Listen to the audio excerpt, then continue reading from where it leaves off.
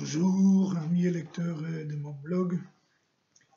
J'ai passé en revue les entrées de mon blog en français ces 2 dernières semaines.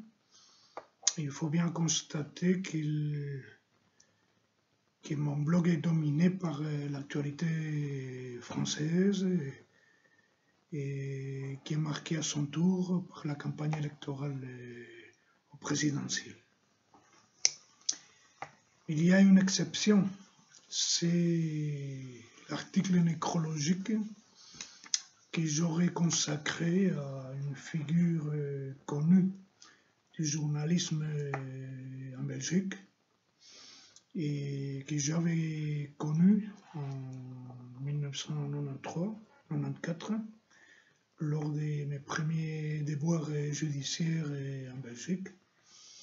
Et il s'agit de Guido van Damme, qui fut longtemps chroniqueur judiciaire du journal Le Soir. Et comme je le dis, avait suivi le procès qu'on me fit après l'incident que j'avais provoqué à dessein dans la buvette de l'ordre des avocats au palais de justice de Bruxelles. Et où j'avais accroché un écrit de mon cru et au sujet où il était question d'Isabelle la catholique et du décret d'expulsion des Juifs de l'Espagne en 1492. Les souvenirs encore très vifs dans les esprits du 5e centenaire de cette date éphéméride de l'année précédente et la campagne dans les médias qui s'en était suivie, où les clichés les plus belligérants, il faut bien le dire, de la légende noire anti-espagnole avait refait surface. Et j'avais donc été par la suite radié de l'ordre des avocats et en procès, ça n'était suivi un correctionnel où j'étais accusé parmi d'autres charges d'antisémitisme. Quelque chose que les tribunaux ne rétendent finalement pas. Et Guido van Damme, l'une des fois qu'on s'était croisés dans les couloirs du palais de justice et pendant mon procès, il m'avait commenté dans un ton amusé et désabusé en même temps. Il disait « c'est piquant quand même ». Car ici en Belgique, il y en a beaucoup qui ont fait tout le possible imaginable pour se faire décorer du grand ordre d'Isabelle la catholique. C'est ce qu'il m'avait avoué. Et pas seulement pour ça, mais disons les tons plutôt bienveillants des comptes rendus qu'il m'avait consacrés dans le journal Le Soir, au fait que j'ai gardé un bon souvenir de lui. Et j'étais fort étonné de voir constater, après avoir lu la nouvelle de son décès dans le journal Le Soir en version papier, après, je suis allé chercher en Internet la moindre référence de son décès. Alors je pense que c'est toujours le cas. Une chose qui m'avait laissé un peu perplexe, en effet, et étant donné qu'il s'agissait d'une figure connue et grand relief du journalisme judiciaire en Belgique les dernières décennies. Et donc, jeudi, l'actualité aura été marquée ces 2 dernières semaines, surtout par la campagne électorale française et par ses principaux protagonistes, surtout, principaux acteurs, surtout François Fillon, Emmanuel Macron et Marine Le Pen. Et surtout les premiers, la dernière dénommée. Et les suites du feuilleton judiciaire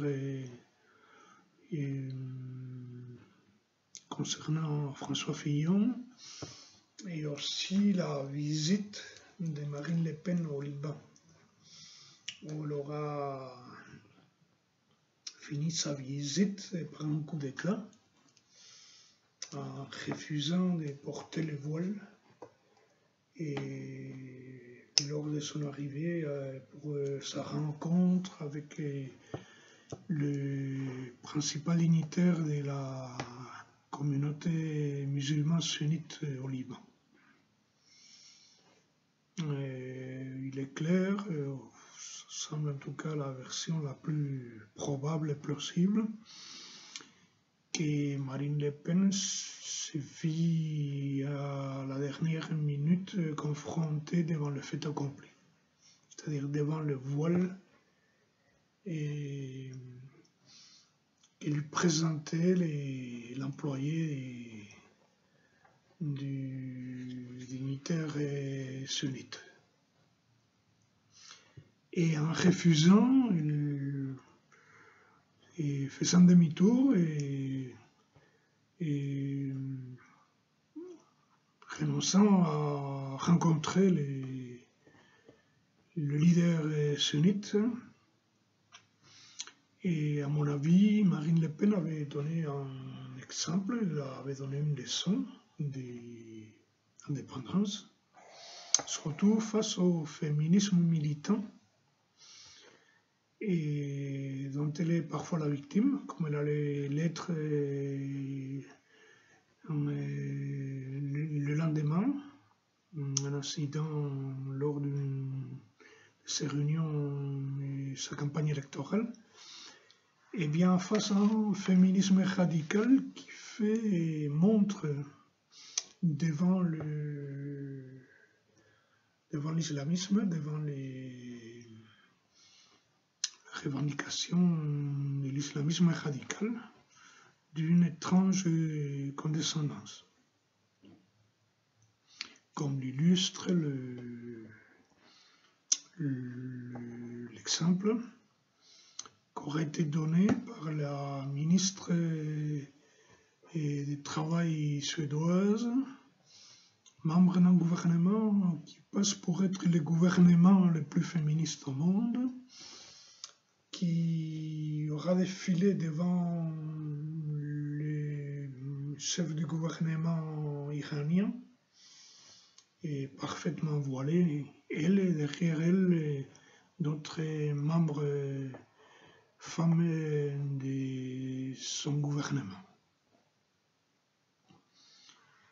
Et c'est étrange et condescendance des milieux laïques.